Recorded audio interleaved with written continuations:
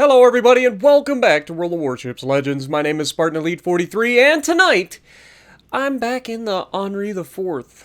I thought, y'all might want to see what my very first game was like.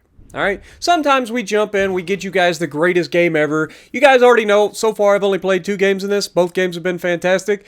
But I'm just saying, like, sometimes you guys want to see what happens when you first get in a ship, how you feel, how we go through, like, figuring out a ship when we first start.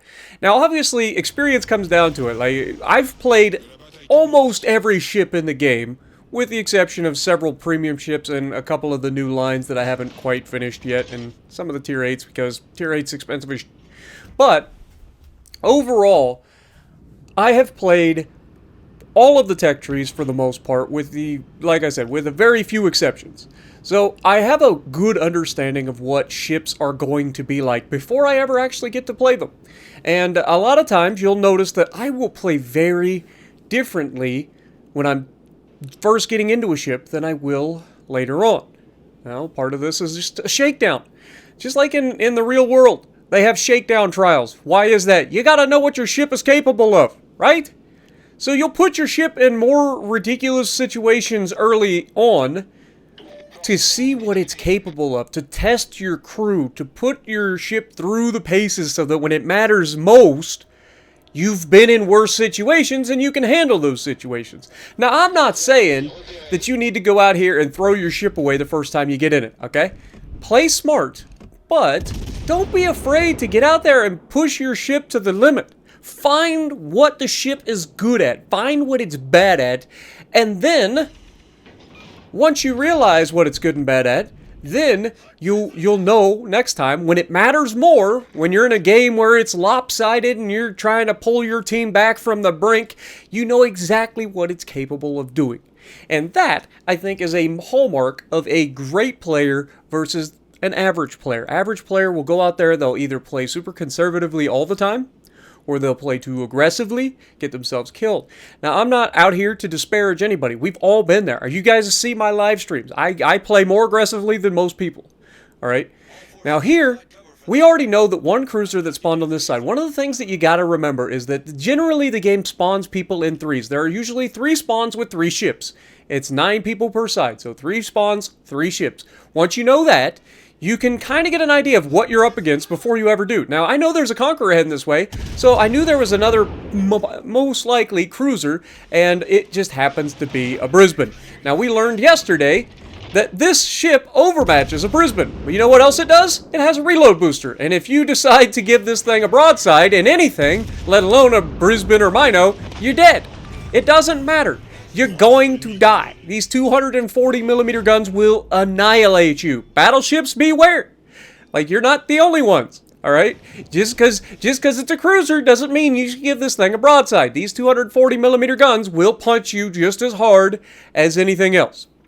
This thing is fully capable of citadeling battleships. I haven't done it yet, but I can tell you from experience with French cruisers and American heavy cruisers that this thing is more than capable of citadeling a battleship. So if you give this thing a broadside and it has the reload booster, you could go back to port real quick. Okay? So keep that in mind. Now here we got a beautiful look at the Neptune as well. Again, we know that we have potential for overmatch. Now I had switched to HE because I was anticipating shooting across the map at hardened targets like a Schlieffen. Okay?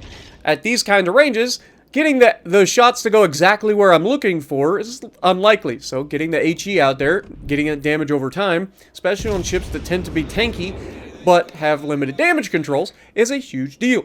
So right off the bat, we go ahead and shoot at the Schlieffen, and you'll notice that we miss every single shot. Now the reason because it turned away, right? Like if you watch the mini-map, as soon as I fired, he started turning out. That's why all those shots hit the water, right?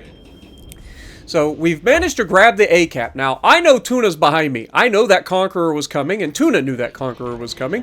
We made the conscious decision that I would go on to help the rest of the team with the flank while he fights that Conqueror.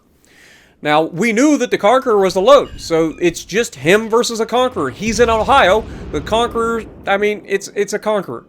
Conqueror can be very, very good, but the Ohio is a very good counter to a Conqueror because it's got big guns, it can do a lot of damage relatively quickly because it has decent reload, and of course it has those giant heals that come back very quickly. It may not be as strong a heal as the Conqueror, but if the Conqueror is spamming you with HE, and you manage your damage controls well, you will absolutely destroy a Conqueror up close and personal with an Ohio. Same thing goes for any battleship, really. Like, Conquerors are really only that scary if they're left to their own devices. If you're able to close in on a Conqueror and really push their armor, like, they're in trouble. And most Conqueror play, oh my god! Well, this is one of those situations where having steering gears does come in handy. So, we knew that smoke screen was there, but I thought it was older. I didn't expect torpedoes to be coming from it, and it turns out it was a Shimakaze. So we have both of the destroyers over here, and that is, again, something that I can relay to my teammates. So, this entire time that I'm moving in, trying to help grab caps, I mean, we got one solo cap, we've got an assist cap, we're moving into a situation where we've got 2 destroyers in the neighborhood, so we're trying to put ourselves in a good position for not only crossfires, but also supporting our team. We know that we have the reload boosters, so any moment we want, we can go full ham. But we go ahead, we shoot over the island utilizing the AG, and we get the fire. May have just screwed our teammate over because he had either a fire or a flood going, and we may have just scored into a fire that caused his damage control to go off. But either way, he's dead. That's all that matters. We do have a breast out here that is over-angled as crap. Now, if you guys remember what I said about the French cruisers, the spaced armor of French cruisers will catch you off guard. And this is going to be a prime example of it. Now, we are not going to get the result that I was looking for here when I'm shooting at the broadside of a breast. Alright, anytime I see a breast that's this over-angled, I'm salivating. Let alone in a ship that is usually laser beams, right? We get the shot out. We're going to get damage, sure. We go ahead and use our reload booster. That's our first reload shot, second reload shot, and... Okay, so we get 2 full reloads and then almost a third with this build on a reload booster. So that is a significant amount of damage potentially going down range. But you can see I'm just not getting the hits that I would like on this guy. He's slowing down. He's kind of angled a little bit. The shells are not falling the way I want them to on this side of the breast. So here... I go ahead and switch over to HE and then switch back to AP because I'm like, okay, well, he's obviously going to slow down and stop. We have a much better angle. We should be able to tear this man up, and of course, that's the moment he decides to go forward. But we do get much better penetrations here. As you can see, I'm starting to get more of that accuracy. And again, this thing is generally pretty accurate. You don't need to spec into a lot of accuracy on this thing. Reload, concealment, maneuverability or agility is always going to be your better bet on these particular types of ships, whether it be Charles Martel or what have you.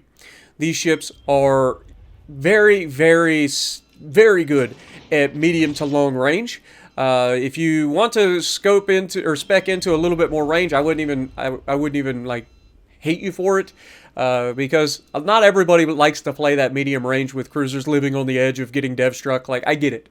But this ship is kind of an exception because it can take some hits. As long as you know how to take the hits, like, it can take some serious hits and leave you in a position where you can do well. Now, here, I know that the Brisbane's on my right.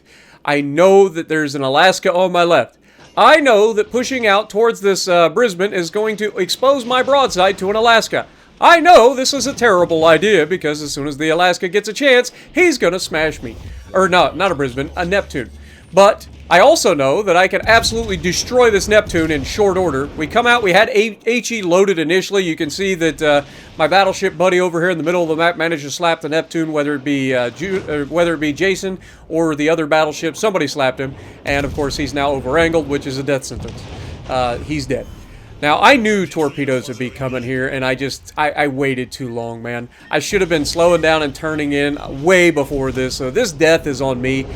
We ended up with 104,000 damage with 7 citadels, 2 caps, 2 kills. And the only things left is a Shimakaze, I think, or a Sumner. I can't remember. Shima or Sumner, and of course the Alaska.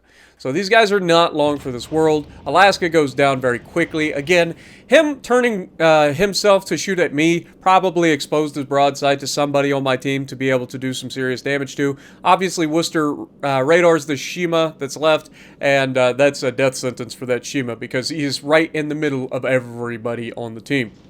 Everybody has pretty much an easy shot at him except for Tuna, maybe.